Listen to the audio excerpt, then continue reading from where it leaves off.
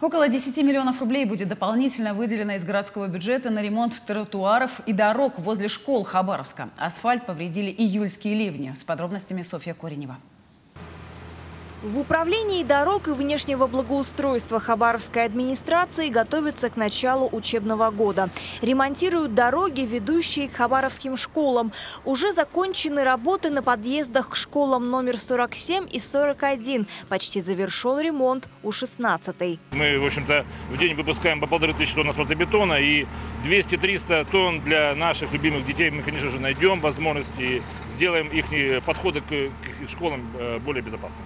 Ремонт внеплановый. На его проведение из хабаровской казны выделят от 10 до 12 миллионов рублей. Проверка показала, что после летних ливневых дождей к приему учеников не готовы 23 учебных заведения.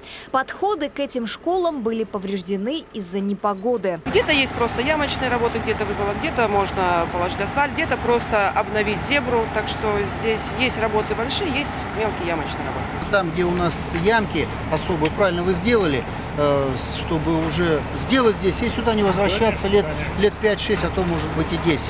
Ремонт на всех объектах должен закончиться к 1 сентября.